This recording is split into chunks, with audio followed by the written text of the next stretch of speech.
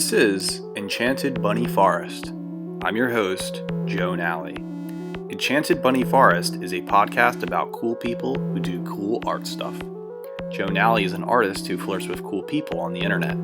You can find more about Enchanted Bunny Forest at www.pilleater.com or do a Google/YouTube search.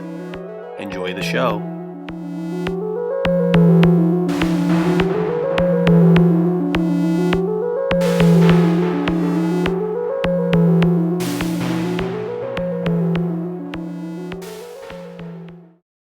This is Joseph Francis Nally, recording on July the 9th, 2021.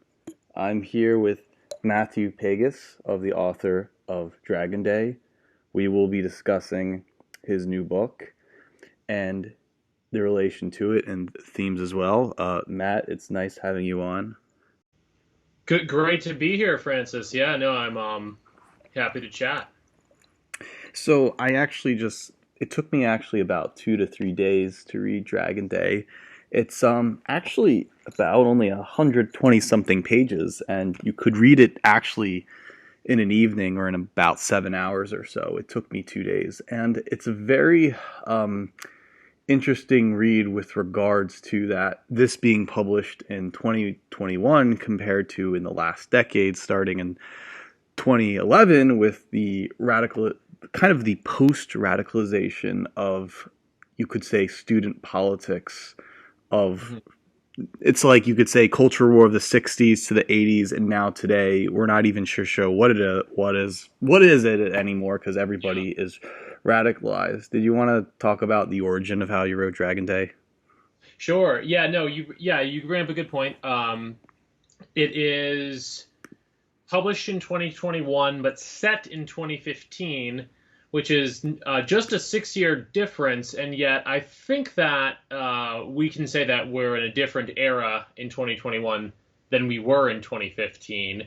I think that the 2010s will kind of be remembered, as you said, like the student movement of the 60s, and the book was inspired by my witnessing of that at a university similar to the fictional one portrayed in the book.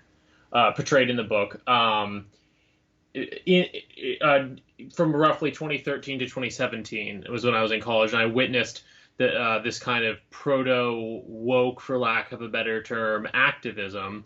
And those were basically the earliest seeds of my inspiration for at least the political aspects of the novel. But as you said, it's interesting in 2021 to ask, to what degree are we still in the same era as this kind of student radicalization? And I think that the answer is we've moved on to something else post-Trump and post-COVID that I think is not quite the same. We're still trying to kind of figure out what era it is we're in now. But this book is very much rooted in that era of the 2010s.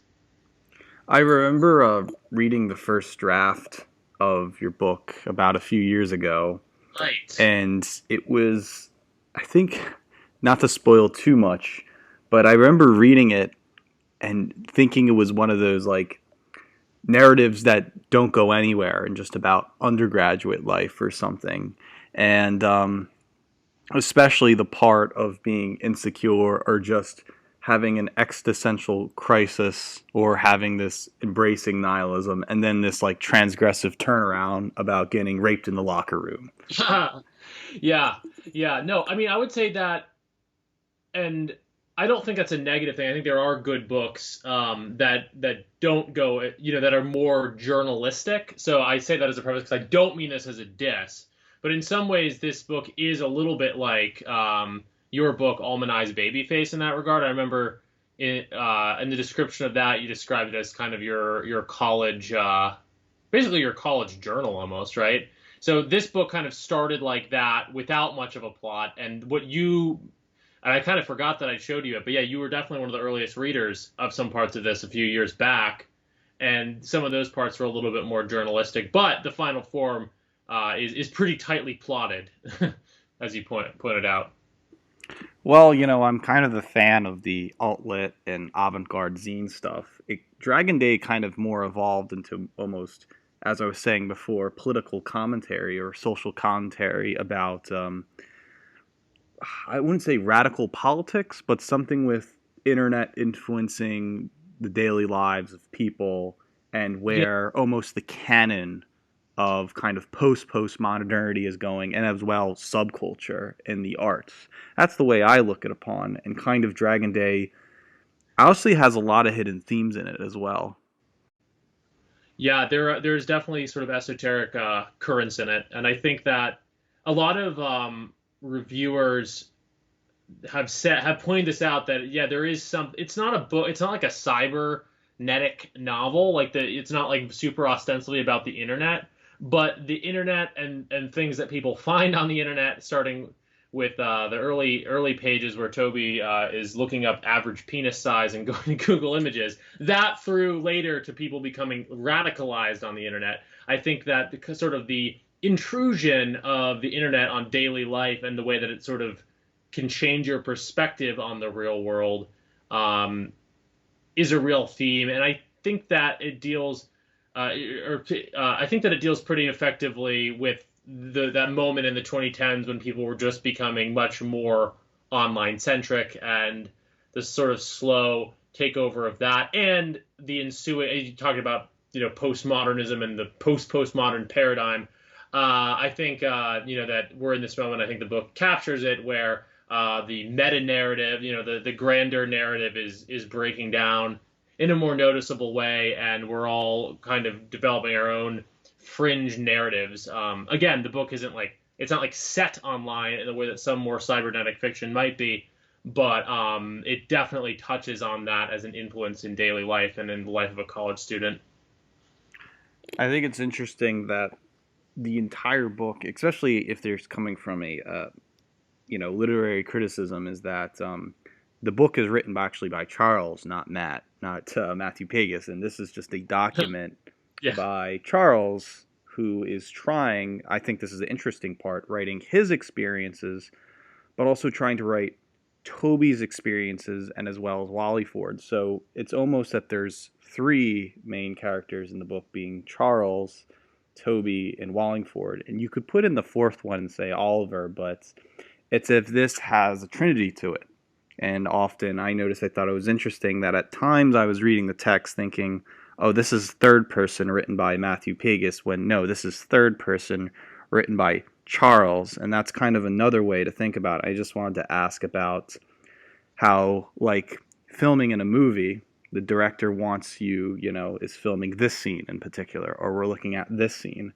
But I also I'm having this doubting nature whether Charles is telling the full on truth or just speculative truth of what he saw or accounts. I don't know if there's any hidden icebergs with that, but Yeah, let me think about that. Hidden icebergs. I mean, I I I don't have like there's no like Mulholland Drive, like you understand this one element and then everything comes together, but I think that you're definitely right that it's somewhat abnormal narrative structure. Hopefully it's successful. In writing and reading it, I think I made it to the point where it felt successful to me. But then when you think about what's going on, it's like Charles is telling the story, but he's writing a close third person on Toby. It's like what's really going on, and I think that again, I don't have a total solution like, oh, this is like a figment of Charles or something. Nothing like that, but I definitely think there's stuff that you could poke into there a little bit. Like, but then you have to get a little bit metafictional about it too. I mean, you're right that it's told from a third person's perspective. Obviously, it was actually written by me, and then Toby's the main character, and it's a close third on him. But then Wallingford and Oliver are also significant characters, and in some ways, of course, all of them, in some ways, are a figment of myself. Again, not to get too queer and and metafictional about it, but overall, it is a work of fiction, and you could look at all of them as kind of different pieces of my psyche that I put into a fictional narrative. As what's really going on? Why does Charles know all this about Toby, etc.? I don't have an easy answer, but I hope it doesn't detract from the enjoyment of the novel.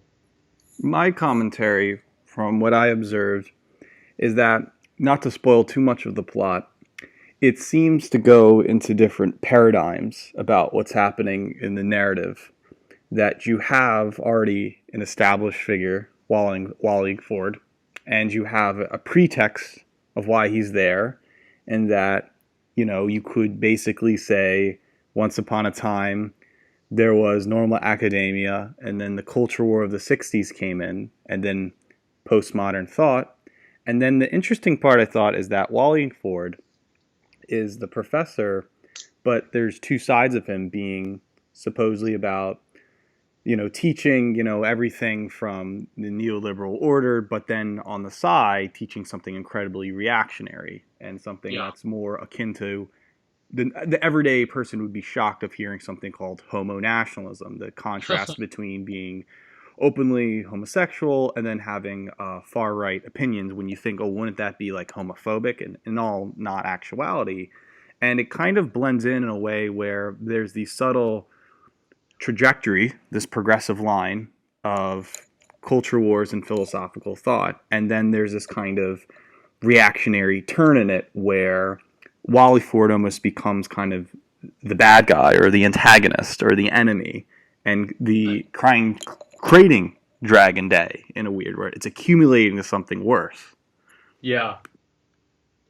No, he's definitely a two. I talked a bit about this with Andy Nowicki. He's a, is it that he's a two-faced character that he, lies and has a secret agenda? In some ways, yes.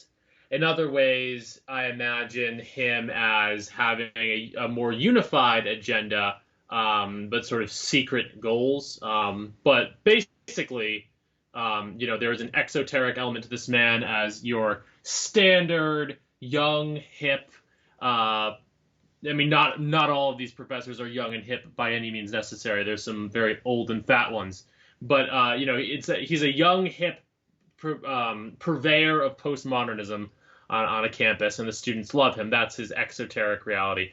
Esoterically, he's into something much darker that, in his mind, is related to what his exoteric presence is, and the book just goes ahead and names it. It's sort of Heideggerian connection of some of these lines of thought.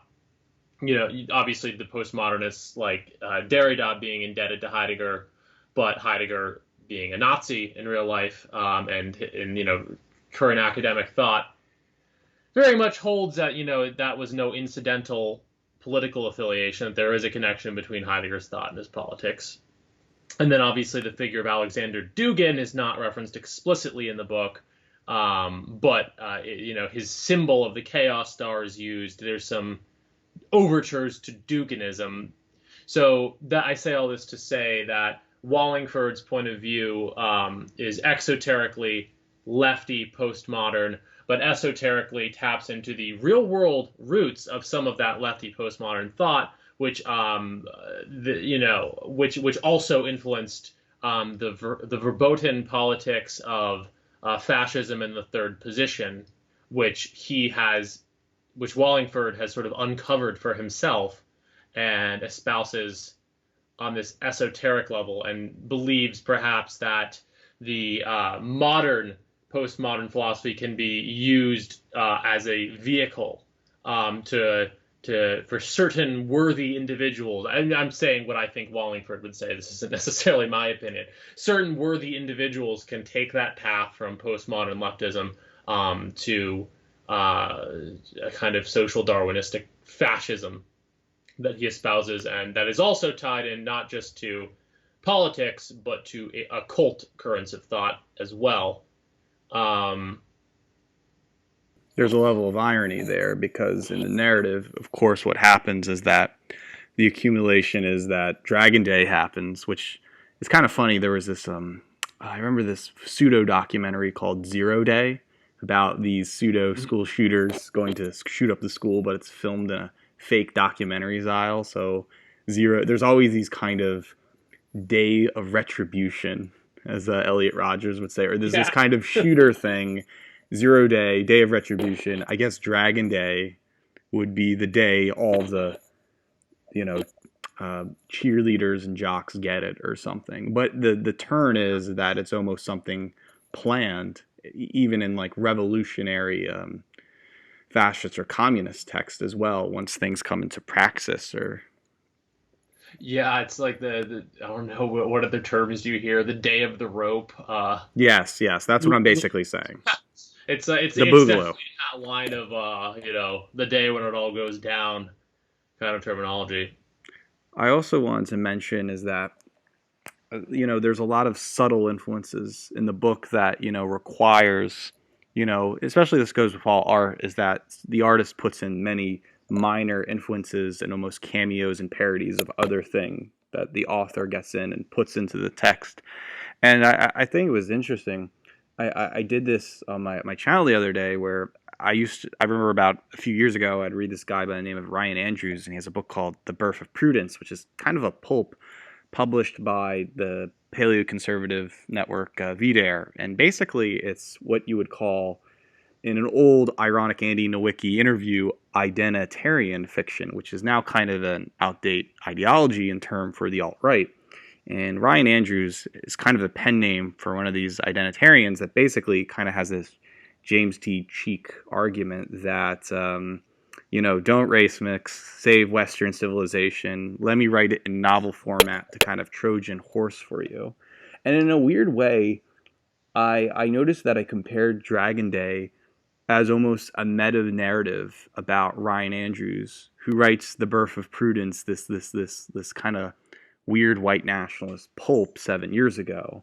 And in a way, it's almost as if the kind of things evolve in the political paradigm, and it's like you're almost writing about almost own experiences or about what has happened through internet radicalization that almost Dragon Day almost debunks or refutes kind of the old far right propaganda of the last decade that it leads up to Unite the Right, that Dragon Day, and then everything goes down and nobody can associate with certain values anymore because of its chaotic nature, and that people are often fall short of this and they're caught up in their own ideology in a way.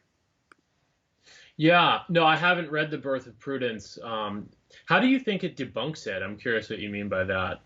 Well, Not necessarily disagreeing. I'm just I think Dragon Day, as Toby, the main protagonist, is an insecure undergraduate yeah, going to school, trying to make it as an English major, but it's almost like the harmless artist becomes naturally radicalized that at a young age you're thrown big concepts like Heidegger or Derrida or something, and then you have to dye your hair blue and get some piercings and go with the national trends what the system is saying.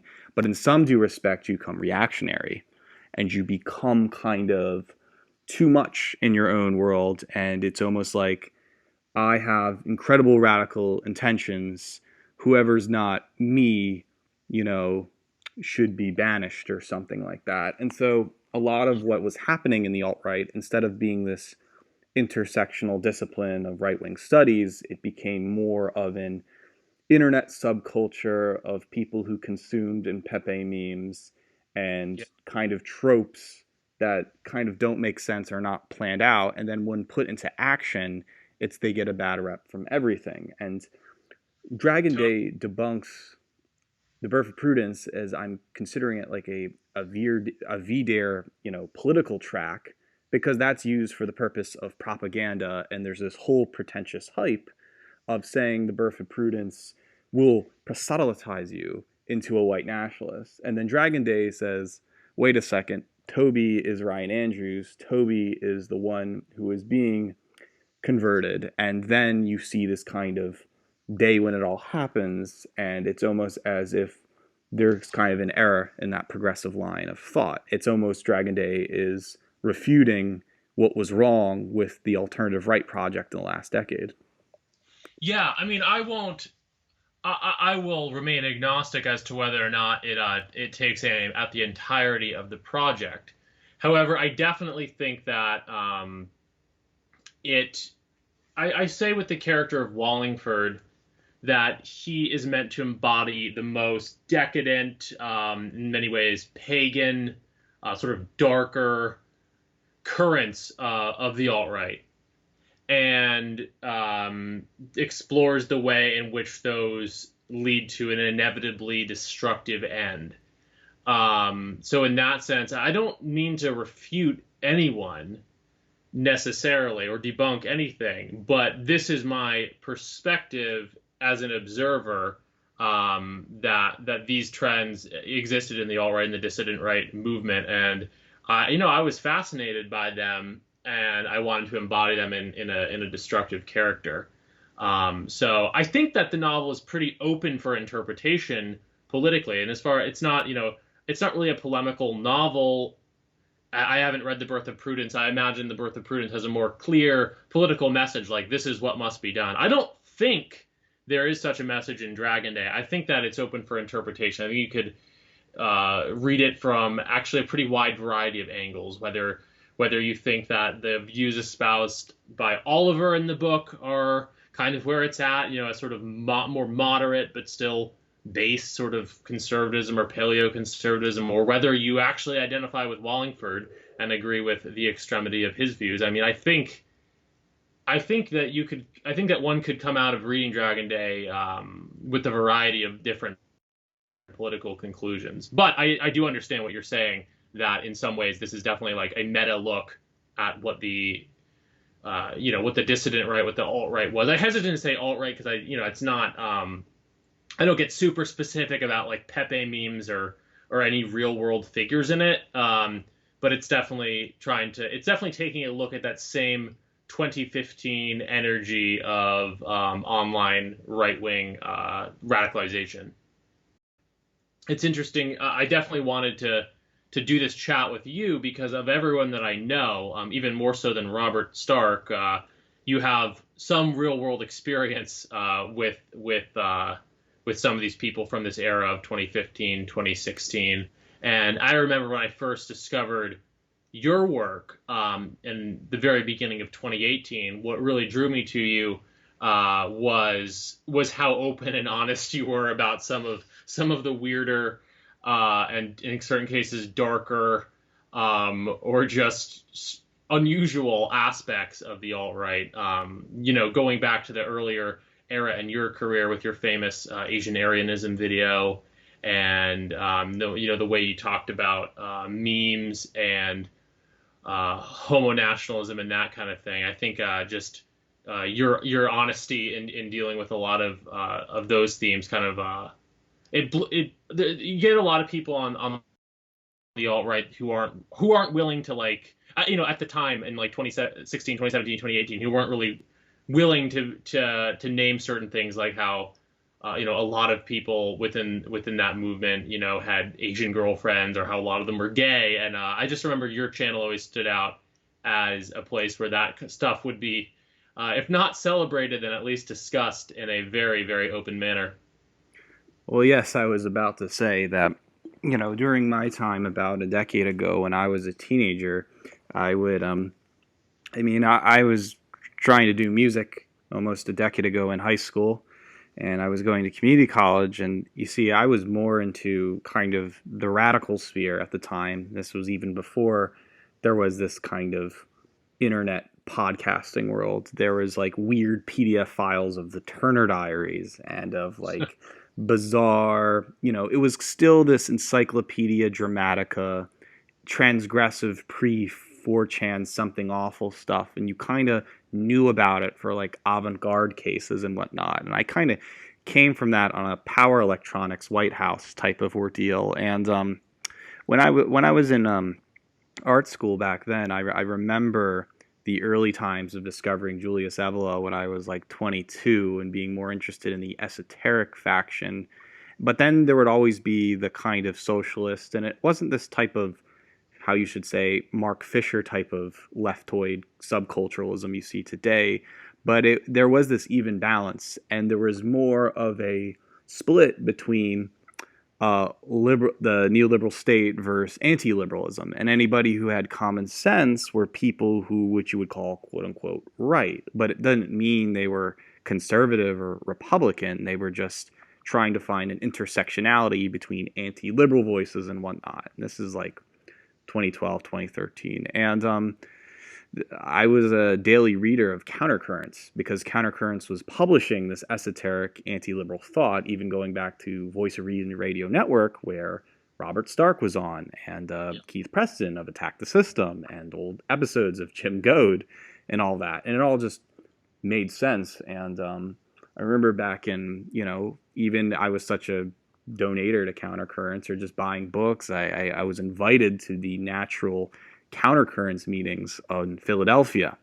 And I remember when I was 22 years old, I met, Greg Johnson, who is probably a very controversial name in that far right sphere, but meeting really interesting people at the time where I was just wanting to make friends that the people who I knew were basically into radical white nationalism, but were also, gay on the side, but they were very quiet about it. And so back then, it wasn't like you could go on the internet in 2015, 14 and say this stuff because it was still a brewing thing. Alternative Right referred to Richard Spencer's publication. It wasn't like what Hillary Clinton told the masses in 2016, right?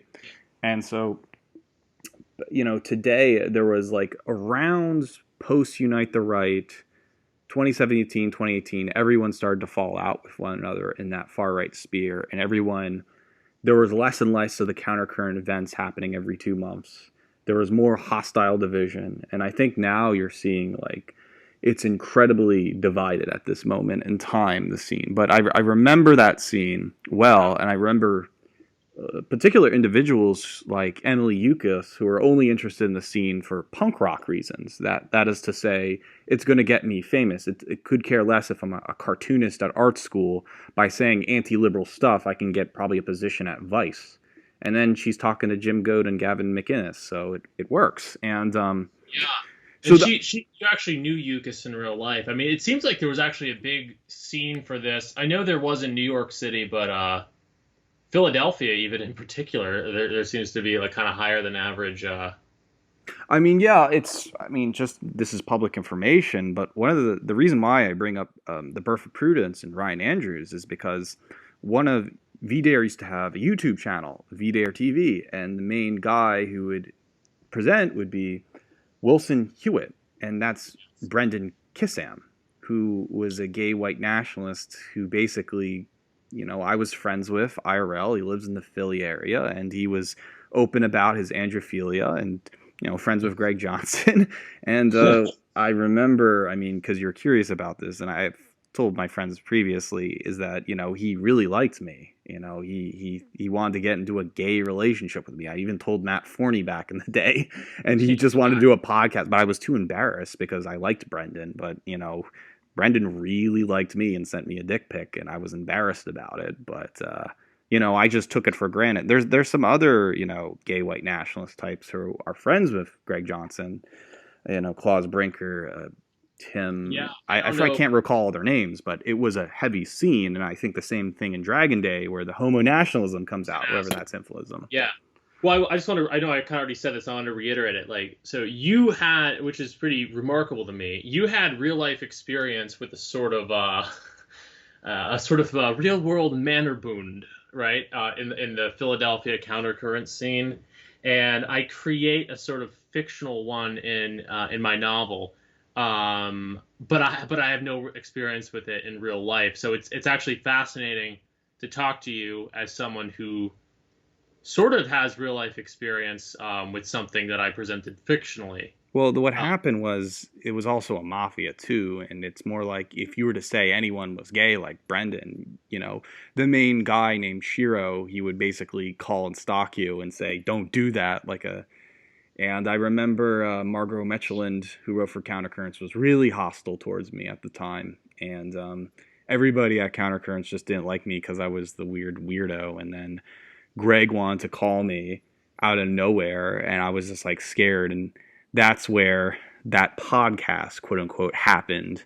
And I holded on to it, the famous one where Greg says he's a part of a gay Facebook group, which the 4chan group calls it the quote unquote fasci faggots, YouTube, Facebook group. And then I guess that created a big thing when Freiberg and Forney got a hold of that, and I was meaning to publish it, but I guess it went the wrong way, and so it was bound to happen. But it was like it's kind of dishonest where the gay mafia doesn't want to talk about their homosexuality, and that's always confused me. Where you can't really be open about that in a very already radical and punk rock scene, you know. Yeah, no, there's so much to unpack, and I don't want to like rake over the coals of a foregone controversy. I'm not trying to just like gossip about Greg or countercurrents. I do think that your story with regard to this has always been interesting to me. And yeah, again, just because there's something in the book that seems to be. I mean, it's not really spelled out in that much detail, but there seems to be some kind of Manor Bund group that Wallingford is a part of, and he inducts Toby into. Oh, I don't want to give too many spoilers about the plot, but there you have it. Um, I just considered it interesting. Well, it's To interesting just on the part there. There's these, when you do radical politics, and this always concerned me too, where let's say you're young and you just want friends, but you meet friends with criminal types who tell you we're doing good for society, you better not tell what we're doing, and then they're basically doing the worst things you would ever imagine, whether it's like doing like explicit gay promiscuous sex in front of another, doing hardcore drug dealing, beating up people. It seems almost as if the peaceful group behind the doors. It's like Tom Wolfe's what was the cheek the oh, it's slipping through my mind, where he talks about kind of the elite liberal classes in the 60s saying how they're all for black power, then behind closed doors they're basically comfortable, fancy middle class living individual. What was it, hip cheek or something? I have to look that up actually. I found it. It was radical chic. That was it. Oh yeah, I've heard of that. Um, I was going to ask you though, and obviously this is a large topic, and I wrote way back when I wrote a couple of blog posts about the whole homo nationalism question. What do you think it is about the far right that attracts a certain kind of homosexual, and what do you think it is about sort of the way they operate within the scene? As you said, there is like this lavender mafia element to it. I just listened to two great podcasts that Bronze Age Pervert did on the gay question, and predictably his answers were somewhat Paulian, Camille Paglia, having to do with basically male bonding and the sort of the inherent advantage that men have when they're interacting only with each other. In the case of the idea of a lavender mafia, it's Yeah, I never, I yeah. actually never really wrote much on homosexuality, but if I did, I would talk about Platonism. And when I say Platonism, I'm not referring to like the philosophy of Plato. I'm referring to that human beings say that there's virtues and values into objects and the concepts of individuals. It isn't to say liberalism, but there's more higher values than, a grateful nothingness. And that Platonism is the basis of romance.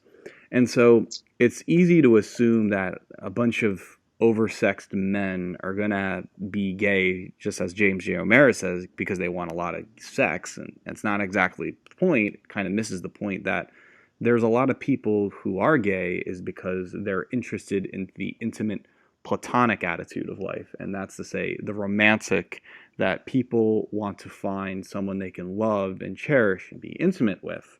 And it's going to be really difficult to find that with someone of the opposite sex who demands that the man be in charge or be in lead or something. But if you have two men who are like intellectually in their own world, but also know all these advanced concepts and they relate to one another, of course, there's going to be this homosexuality. But it's also true, I've been reading this other guy, an ex-gay Catholic by the name of Joseph Chambra.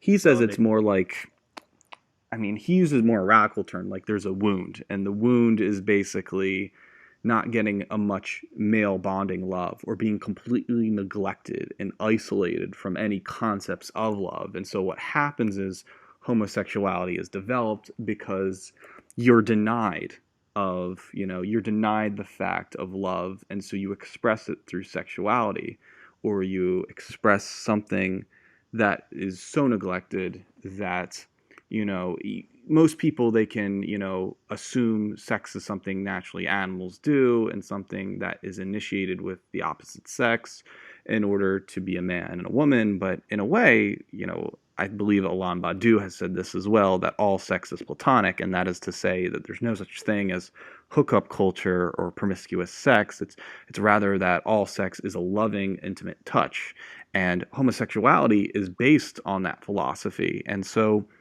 now back to the gay white nationalism. The reason why you have what gay white nationalists is because not only that nationalism, advocates the survival of its people or its civilization and foundation, it also celebrates this kind of Platonism that goes along with it. And so you're going to have people who also worship male aesthetics. Jack Donovan, androphilia, this kind of worship of the male body.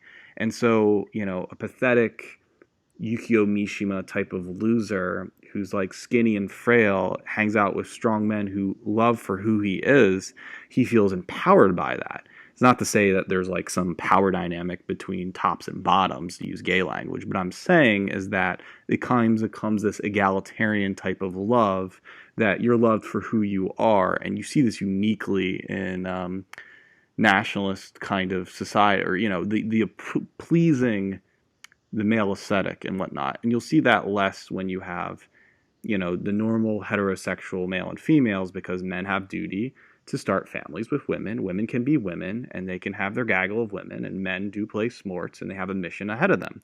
While gay men kind of have that creative energy in order to, it's not like they're going to have kids in the future, but they, Will Fellows in this big gay home, or This Lonely Home, argues that the gay man he doesn't have children, but he sacrifices himself.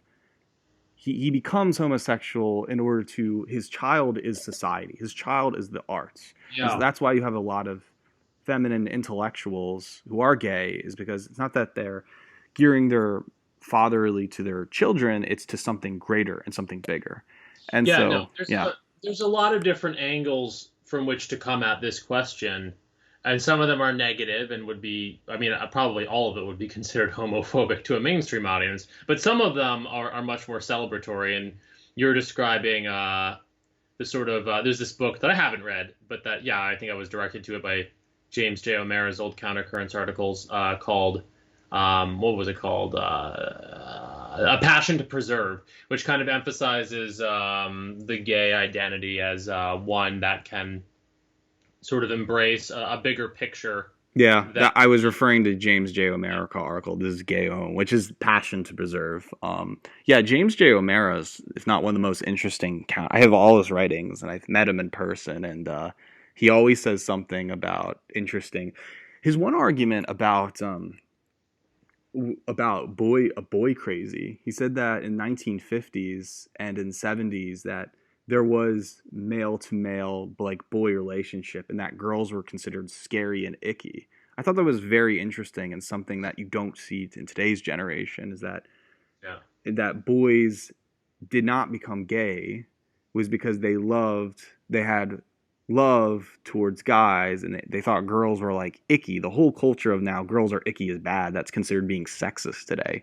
I remember there was like a Berenstein Bear book, only no girls allowed, right? That's a part of James J. yeah, O'Mara's theory that like boys hang with boys, girls are icky and scary, and I love other boys. And that developed this kind of love for the androphiliac. Now you see less of that, and it's more like, if you do that, you must hate women, you must be a sexist even at 5 years old, and you must give women now Miss Monopoly board games to appreciate that women can be capitalist or something really crazy. And yeah, but the point in being is that, James J. O'Mara has written a lot, even on Countercurrents, about gay white nationalism, and that kind of intersects into the whole homo nationalist canon, which is kind of like neglected about the appreciation of male aesthetics. And I'm guess relating this back to Dragon Day, and I Hmm. said this about like 10, 20 minutes ago, is that there's kind of this arc in the book where it starts out as the creation of academia, the introduction of the culture war, Wally Ford becoming that teacher, Wally Ford introducing his like Homo Nationalist Revolution Party.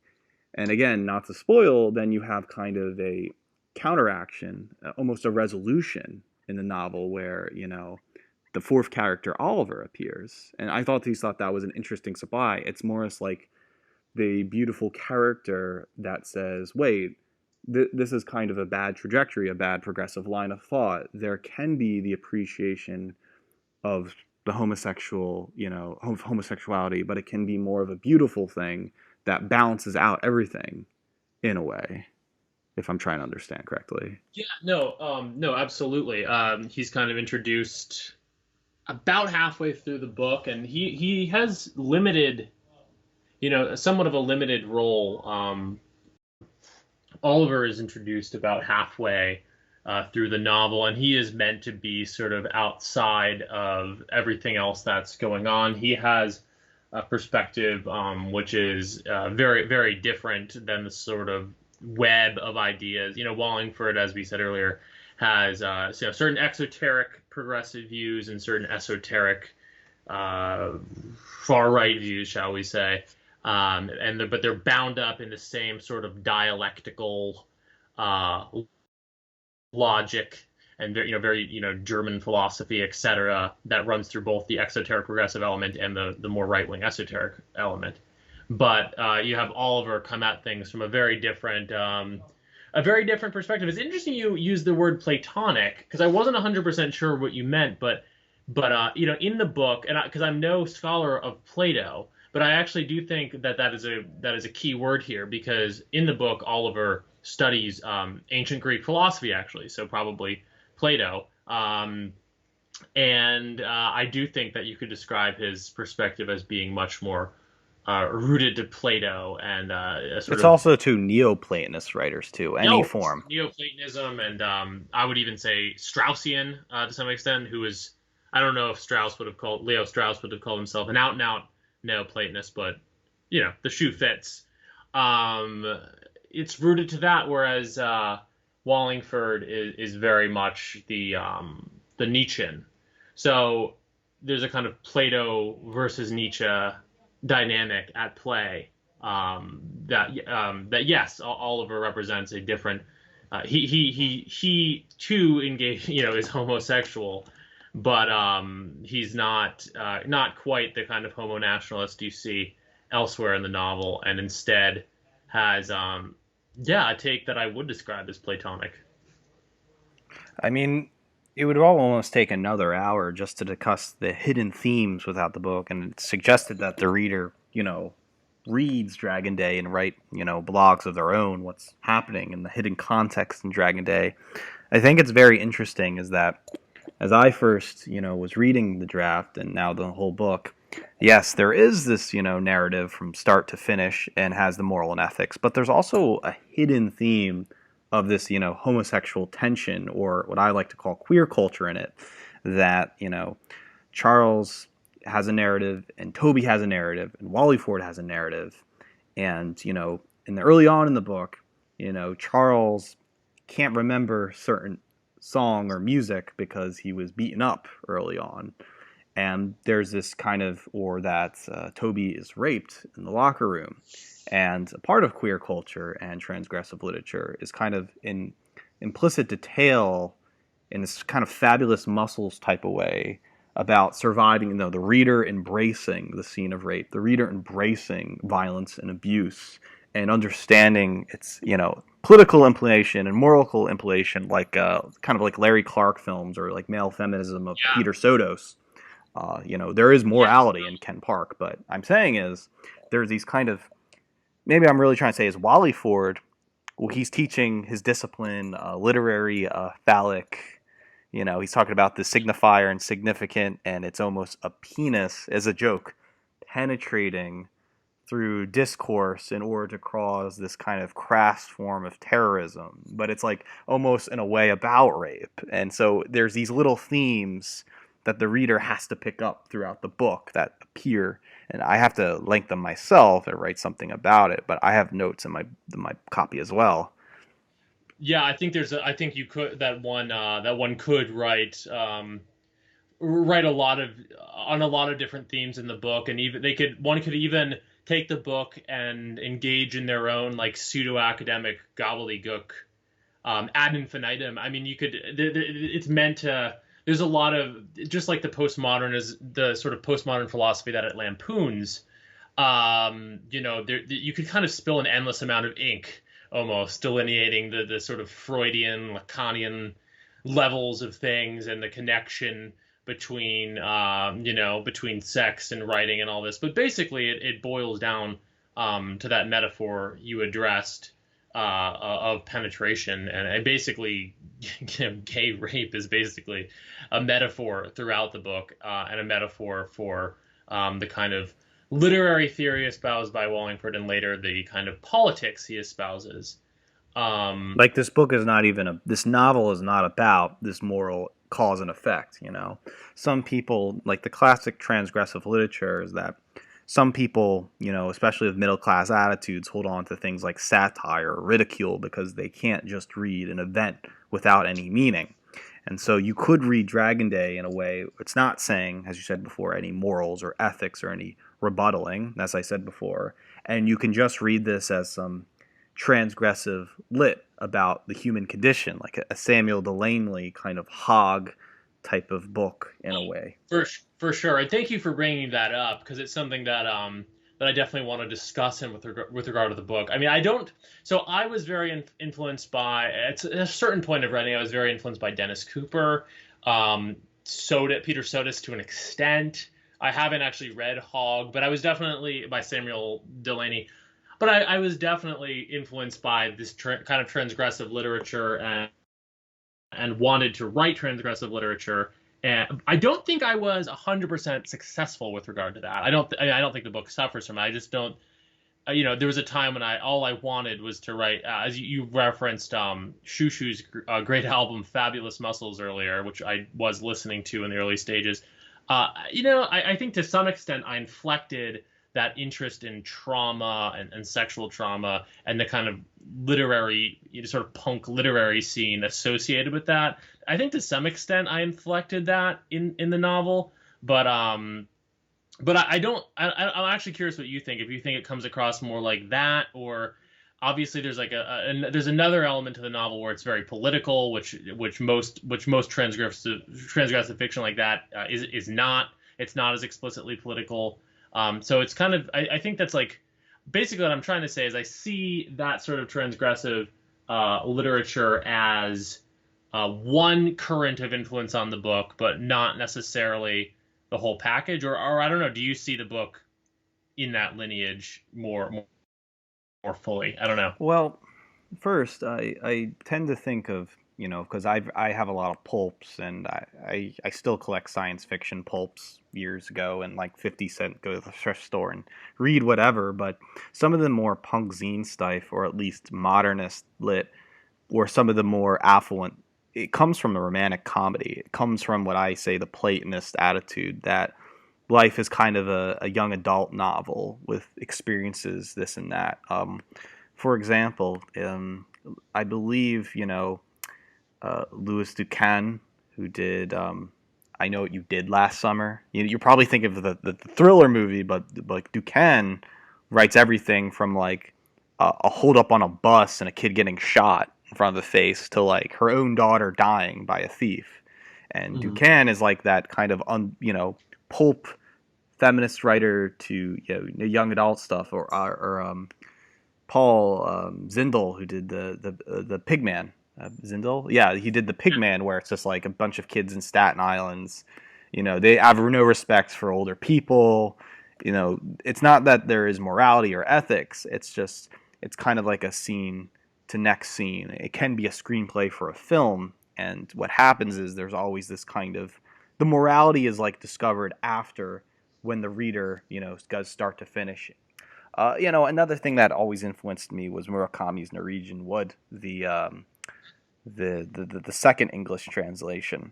I read that when I was 21 and kind of infused that with this kind of Japanese wannabe young adult fiction that's now, I to this day I think Murakami is trying way too hard to be like the politically correct Yukio Mishima. But when you read Mishima, it's almost as if Murakami is kind of the nicey nice version of Mishima, and like the really hardcore text version is Mishima. And No, I know so what you mean. Yeah, I like both Murakami and Mishima, but I think that's accurate. That Murakami has a much lighter touch, but But both are what great. I'm Yeah. what I'm saying is that my observation of the novel is that I'm particularly interested in the romantic comedy. That sometimes it's just a Wes Anderson film, or some kind of silly, of young people doing coming to age things, or at least there's events that shock them. It's a Proustian thing. You have a Proustian moment about Yeah. romance because it's romance that, of all emotions, not just love, of hate, of angry, that attaches people. And so in Dragon Day, you have that early Platonism early on, where Charles is like, he reads into the whole college life and he has a bad upbringing, but then he sees the evolution of Toby, and then there's these little subtle things which are subcultural. Like, I always think it's funny he meets Oliver on Tinder, and that they're Yeah. gay, but it never said that they're gay. We just assume he's a male, wait, they met on Tinder, what does that mean? So little cues like that Yeah, is no, I interesting. definitely didn't want to make a big I definitely didn't want to make a big thing out of them being gay. But I'll say this: I'm not gay for whatever it's worth, for any listeners out there. But as I said, male homosexuality is a very operative metaphor in the book. It's actually a plot point to some extent, and I didn't want to just write about sort of the evil and crazy sort of gay thing with Wallingford and Toby. It just felt right to, and I don't mean morally right. I mean like narratively right. It felt right to also explore a more platonic gay relationship between Charles and Oliver, as the kind of calmer backbone of things. This book was written. I say this like I'm not gay, but this book was written by the part of my brain that is sort of the most resistant to female influence, if that makes sense. It was very much a book written about my experience as a male and with other males. So therefore, the homosexuality, both dark and light, just kind of fits the narrative, so to speak. Besides, being somewhat influenced by transgressive punk fiction, I think there is also a note to be made about the role of trauma and the idea of trauma and trauma studies in the book. Um, I think a lot of that stuff is pretty stupid when it comes to like studying trauma and seeing everything through the lens of trauma. In a lot of ways, that's like one of the worst aspects of kind of modern woke politics. But on another level, I think that the novel plays with that as when I was in college, like it seemed like every book that I was reading and everything that was recommended and in creative writing classes, like what my classmates would write, like it was all about like what's your trauma, like what trauma do Love. you bring Do you remember to the the table? book Love Medicine? It's about Native Americans living in a post-Native American society, and his brother goes crazy and drives a car into the lake, and now he's scarred by that. I forget who No it was by. credit, but It's called Love Medicine. It's like a yeah, cliche I just chicken soup of the soul book. that's interesting. I mean, I hope my book gains sufficient distance on this to not be totally ensnared by the paradigm, but I do think I have to be honest and say that the book is coming out of a paradigm, that when I first started writing it in college, when the idea was very much impressed upon me that like your personal trauma, is you essentially. Like that's this operative thing in identity politics is, what's your trauma and how can we make it better, and how your art is your beautiful sharing of your trauma and your beauty through it, and this kind of thing is very much our artistic paradigm. And in some ways I want, obviously I want my novel to be a reaction against that, but in other ways it falls into that, because it is also about sort of traumatized characters. Again, I hope I have sufficient distance on it, that it's not just another bad, more bad trauma porn. But nevertheless, I think I have to be honest that it comes out that it is also a part of that cultural moment in certain ways. I mean, on my commentary on it, it's almost impossible that if you're a PhD at some college in Maine or Kansas, that you're going to be studying three things. You're going to be studying feminism, critical theory, and queer culture, whether you like it or not, as a heterosexual white male. And to get bonus points, you better say you're a part of queer culture. And when they talk about queer culture, it's exactly what you're talking about. It's the trauma porn stuff. And so you're going to be forced to read, Samuel Delaney's Hog or some bizarre, theory fiction of If you're lucky, sorts. no, but I mean, this gets into a sort of political, cultural criticism matter. But I mean, sometimes when you're hearing some of this identity politics and woke stuff, you wonder like what are these identities outside of the trauma? Like they talk about like celebrating queerness and blackness and whatever else, but really the perseveration is on victimhood and like who has implemented that victimhood. And the novel, my novel, Dragon Day actually plays on that a little bit. I remember that was a theme. When I was first writing the book, it was like, I'm living in this world where everyone is identifying with their trauma, and part of it was like semi-ironically asking myself, like, well, what's my trauma? That you are kind of forced to ask that in a way. And there's a scene in the book where Wallingford is greeting all his sort of radically progressive followers, and he says, like, I've realized over the last, this boilerplate leftist stuff, like I've realized over the last few years that it's really important to acknowledge trauma, like, and he asked for a show of hands, like, who here has felt demonized or victimized on campus because of some aspect of their identity, and everyone in the room's hands goes up except for Toby's. I remember that was like a very early scene I wrote, just kind of a reflection on that moment where it's like, where this moment where everyone was sort of flouting their trauma, and then if you're like a straight white guy, it's like, well, what is my trauma? And I think it is absolutely a losing line of thought that I don't advocate, but I think some people end up in interesting positions where maybe they maybe they identify as a they them, maybe they try bisexuality on. I think you have people who purposely try and find their way into certain quote unquote oppressed identity groups because trauma and victimhood has so much power. Do you have any future plans of what to write about in the future? Are you going to continue blogging or make another book and just do pulps or film projects or whatnot? I've been asked this question on most of the other podcasts I've done on Dragon Day, and that my answer has evolved in real time. I mean, I'm throwing a lot of things at the table. I definitely do want to continue to blog. I've got a review of Robert Stark's next book that I look forward to posting. I've got some music reviews I'm working on, various things like that. But I can thankfully say, as of this week, I am writing fiction again.